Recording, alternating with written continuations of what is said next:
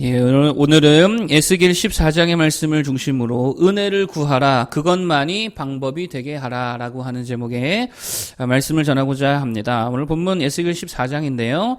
몇 가지만 이렇게 간단하게 말씀드리기 원합니다. 첫 번째는요, 믿음은 결코 요행이 아니다라고 하는 거예요. 자, 4절인데 한번 읽어보겠습니다. 4절 보겠습니다. 시작.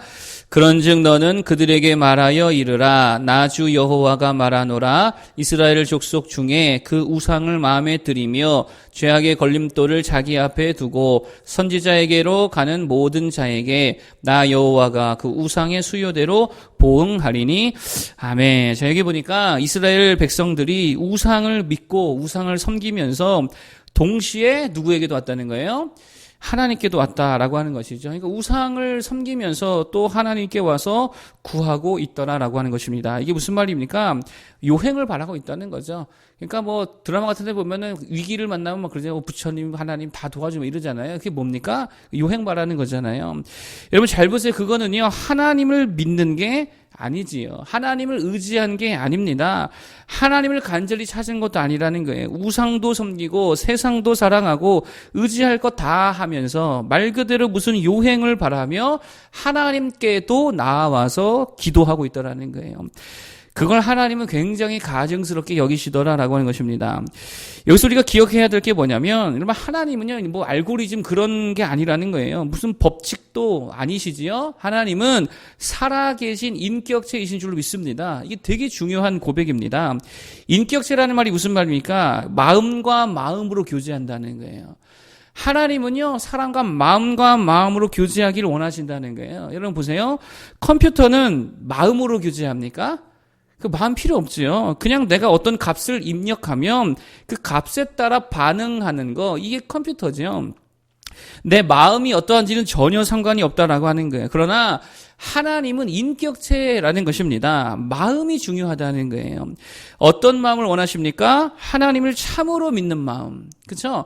하나님만 참으로 의지하는 마음, 하나님을 정말 사랑하는 마음, 하나님께 대한 충성된 마음, 하나님께만 집중된 마음, 그 마음을 원하시지 단지 기도하는 소리를 원하시는 것도 아니고, 또 무슨 주문 외듯 말씀을 그냥 주구장창 외는 것 자체를 원하시는 것도 아니고, 또 무슨 형식상 예배당 왔다 갔다 하는 그 형식을 원하시는 것도 아니다라고 하는 것입니다.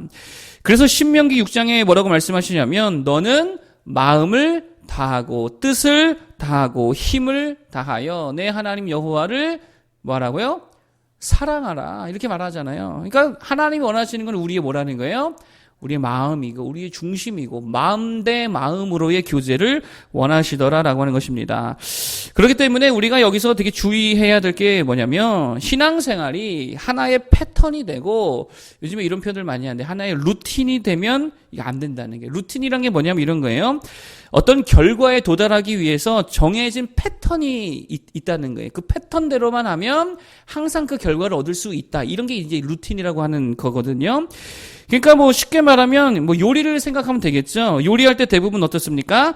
자기만의 루틴이 있잖아요. 그렇죠? 패턴이 있잖아요.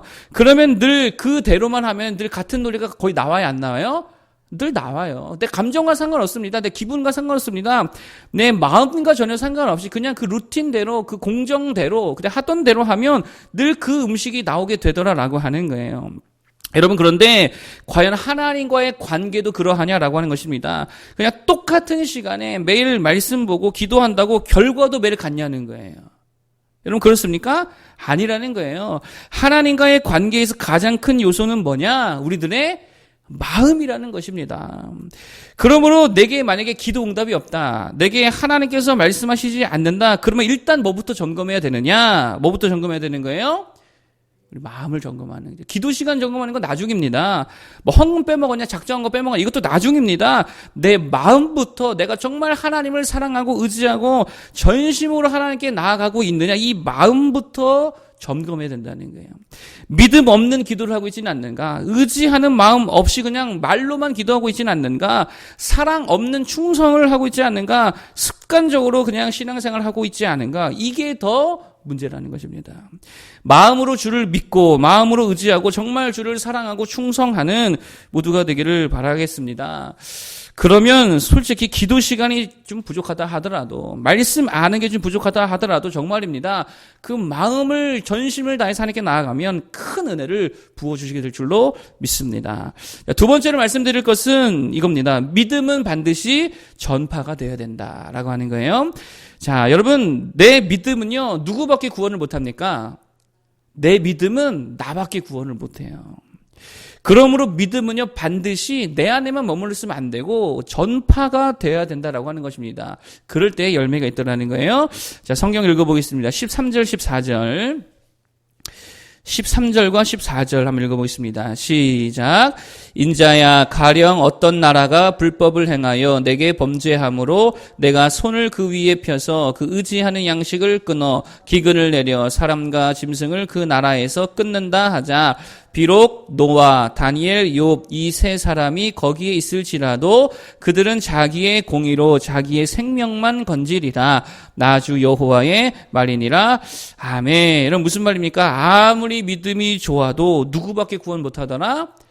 자기밖에 구원 못하더라는 거예요. 욥이나 노아나 다니엘, 믿음 좋은 사람들이잖아요. 자기 공의로, 이 말은 자기의 믿음으로 이런 말이라고 볼 수 있는데, 자기 믿음 갖고 누구밖에 구원 못하더라?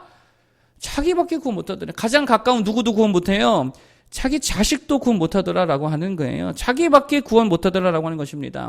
부모 신앙이 아무리 좋아도 누구밖에 구원 못합니까? 자기밖에 구원 못하잖아요. 제가 성경 보면서 되게 참 이상한 게 있습니다. 제가 진짜 좋아하는 성경 인물이 있는데 사무엘이거든요. 정말 사무엘이 거의 흠이 없는 사람인데요. 딱 한 가지 흠이 있다라고 한다면 뭐예요? 자녀 교육을 잘 못한 것 같아요. 자녀들이 아주 그냥 개차반입니다. 그게 무슨 말입니까? 아무리 내가 믿음이 좋아도 내가 그를 전해주지 못하고 전수해주지 못하고 전달해주지 못하면 자녀들은 구원받지 못하는 거예요. 내 믿음은 나밖에 구원 못하더라라고 하는 것입니다. 그러므로 뭐 하라는 거예요? 전해야죠. 전파해야죠. 그게 믿는 자들의 사명인 줄로 믿습니다. 여러분, 이 시대에 욥이 있다고 생각해 보세요. 다니엘이 있다고 생각해 보세요. 엘리야가 있고, 아니 심지어 예수님이 있다고 생각해 보십시오. 그런데 혼자만 잘 믿고 있더라. 그게 무슨 의미가 있겠냐는 거예요. 그건 하나님의 나라가 아니라는 거예요. 뭘 해야 됩니까? 전파해야죠. 예수님 뭐 하셨어요? 끊임없이 3년 동안 전파하고 다니셨다라고 하는, 그게 믿음의 사람이라는 거예요. 그래서 하나님께서 아브라함을 부르시고 아브라함에 관하여 뭐라고 말씀하시냐면 이렇게 말합니다. 내가 그로 그 자식과 권속에게 명하여 여호와의 도를 지켜 의와 공도를 행하게 하려고 그를 택하였나니. 자, 뭐 때문에 아브라함을 택하셨다고요? 아브라함으로 인해 그 자식과 권속에게, 그 주변에 있는 자들에게 명하여 전파하여 하나님의 도를 지켜 의와 공도를 행하게 하려고. 쉽게 말하면 전파하라는 거죠. 그걸 위해서 부르시고 택하셨다라고 하는 것입니다. 신약의 제자들을 왜 부르셨습니까? 복 주려고 부르셨습니까? 신약의 제자들 복 받은 거 별로 없습니다. 그들이 뭐 부자가 됐습니까? 성공이 됐습니까? 별로 복 받은 거 없습니다. 뭐 때문에 부르셨어요? 사람을 낚는 어부가 되게 하시. 이게 진짜 영적인 큰 축복이지요. 이거 주시려고 이 사명으로 제자들을 부르셨다라고 하는 거예요. 여러분, 그러므로 우리가 이 시대를 살아가는 믿음의 사람이고 우리가 주님의 제자라고 한다면 뭐 해야 됩니까? 전파해야죠. 믿음 나만 갖고 있으면 그거 아무것도 아닙니다. 뭐든지 고여있으면 어떻게 돼요? 썩는 거죠. 믿음도 마찬가지예요. 자꾸만 전해주고 전파하고 그래야 된다는 거예요. 여러분, 세상에 대한 관점이 그래서 되게 중요합니다. 어제 말씀드렸죠. 세상은 이길 대상이 아니라 그랬어요. 세상은 뭐 해야 된다 그랬어요? 얻어야 된다 그랬어요. 세상은요, 우리가 이겨 먹어야 될 대상이 아니고 우리가 얻어야 될 대상인 줄로 믿습니다. 세상을 얻는다는 게 무슨 말입니까? 그들로 믿는 자 되게 하는 거죠. 그들로 구원받게 하는 거죠. 그들에게 전파하는 거죠. 그것을 위해 섬기고 헌신하고 십자가 져야 될 줄 믿습니다. 전파하는 신자들 다 되기를 축복합니다. 그게 찐이다라고 하는 거예요. 자, 마지막 세 번째로 이런 거예요. 은혜 없이는 아무것도 안 된다. 제일 중요하겠죠. 은혜 없이는 아무것도 안 되더라. 자, 22절인데 한번 보겠습니다. 22절 보겠습니다. 22절, 23절까지 같이 보죠. 시작. 그러나 그 가운데에 피하는 자가 남아있어 끌려 나오리니 곧 자녀들이라. 그들이 너희에게로 나아오리니 너희가 그 행동과 소행을 보면 내가 예루살렘에 내린 재앙 곧 그 내린 모든 일에 대하여 너희가 위로를 받을 것이라. 너희가 그 행동과 소행을 볼 때에 그들에 의해 위로를 받고 내가 예루살렘에서 행한 모든 일이 이유 없이 한 것이 아닌 줄을 알리라. 주 여호와의 말씀이니라. 아멘. 자, 여기 보니까 다 망할 때에, 예루살렘이 망할 때에 하나님이 건져주시는 부류가 있는데 그게 누구냐면 회개하는 자들이라는 거예요. 자, 22절, 23절에 보니까 그들의 행동과 소행을 볼 때에 위로를 얻게 된다. 이렇게 말하잖아요. 그들의 행동과 소행이 뭘까요? 이게 뭐 회개하는 모습이겠죠.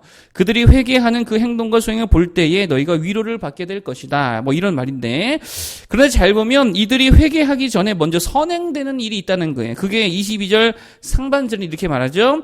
그러나 그 가운데에 피하는 자가 남아있어. 잘 보세요. 피하고 난 다음에 그들이 하나님 앞에 나와 회개했다는 거예요. 그러니까 회개하기 전에 뭐가 있었다는 거예요? 피하는데, 그들이 자신이 피했다는 얘기가 아니죠. 전염병을 어떻게 피합니까? 하나님의 은혜가 임했다는 거예요. 여러분, 그러니까 재앙과 칼과 전염병 가운데에 피하는 자가 남아 있어서 그들이 나중에 회개하고 돌아오게 되어지는데, 그러니까 무슨 말이냐면 먼저 하나님의 은혜를 입은 자들이 하나님께 회개도 하더라는 거예요. 회개가 참 중요하잖아요. 회개가 얼마나 중요합니까? 그런데 그 이전에 뭐가 선행됐다는 거예요? 하나님의 은혜가 먼저 그들에게 임하게 되었다라고 하는 것입니다. 여러분, 누가 회개합니까? 하나님께 은혜 받은 자가 회개하는 줄로 믿습니다. 누가 예수님을 믿습니까? 은혜 받은 자가 믿게 됩니다. 누가 헌신합니까? 은혜 받은 사람이 헌신하죠. 누가 살아도 주를 위하고 죽어도 주를 위하고 누가 십자가 지는 삶을 살아갑니까? 무조건입니다. 이거 은혜 없이는 될 수 없다는 거예요. 은혜 받는 성도 되기를 바라겠습니다. 그러므로 언제나 우리는요, 은혜 구하는 성도가 되어야 된다는, 하나님 이 전염병 속에, 이 난리 속에, 또 우리의 개인적인 여러 가지 삶의 상황 가운데에 하나님 내게는 은혜가 필요합니다. 은혜 주옵소서. 믿음이 떨어졌다. 내가 하나님께 대한 확신이 좀 별로 없다. 뭐 구해야 돼요? 하나님 내게 은혜 주옵소서. 내가 믿음이 연약해졌습니다. 주여 은혜를 주옵소서라고 은혜를 구해야 된다라고 하는 거예요. 다시 처음으로 돌아간다면 오늘 뭐 하지 말라 그랬어요? 요행 구하지 말라 그랬잖아요. 요행을 구하지 말고 우리는 뭐를 구해야 됩니까? 하나님의 은혜를 구해야 될 줄 믿습니다. 여러분, 은혜를 구한다는 말이 무슨 말일까요? 제가 이렇게 묵상해 봤어요. 그거밖에 없는 거예요. 은혜를 구한다는 말은 그것밖에 없는 거예요. 방법이 그것밖에 없다는 얘기죠. 누가 은혜를 구합니까? 자기한테 아무것도 없는 사람. 이 사람이 은혜를 구하는 거예요. 돈이 있으면 돈 주고 바꾸면 되잖아요. 근데 돈도 없고 아무것도 없으면 은혜 구하는 거예요. 내가 이게 필요한데 이거를 나에게 은혜로 좀 허락해 주세요. 아무것도 없는 사람이 은혜를 구하는 것입니다. 방법이 그것밖에 없는 거예요. 방법이 예수밖에 없는 사람 되길 바랍니다. 방법이 하나님밖에 없는 사람 되길 바랍니다. 방법이 기도밖에 없는 사람 되길 바랍니다. 그 은혜 구하는 자가 될 때에 하나님의 은혜가 임하고, 은혜가 임하면 모든 것들이 그 안에 다 따라오게 될 줄로 믿습니다. 은혜 구하는 성도 되기를 축복합니다. 세 가지를 말씀드렸어요. 첫 번째로, 믿음은 요행이 아니다. 마음으로 하나님께 나아가야 된다. 인격 대 인격의, 마음 대 마음의 교제가 하나님을 기뻐하시는 교제라고 그랬죠. 두 번째, 믿음은 내 안에 머물렀으면 아무것도 아니라는 거예요. 그거 능력 없습니다. 어떻게 돼야 된다고요? 전파돼야 되는 거예요. 그럴 때 누구라도 살릴 수 있고 누구라도 구원시킬 수 있는 강력한 믿음이 될 줄로 믿습니다. 세 번째, 은혜 없이는 아무것도 안 되더라. 은혜를 구하라 그랬죠? 은혜가 뭡니까? 그것만 내 방법이 되는 거예요. 기도만 내 방법이 되고 하나님만 내 방법 되고 예수님만 내 방법 될 때에 그게 진정 강력한 성도의 삶이 될 줄로 믿습니다. 기도하겠습니다.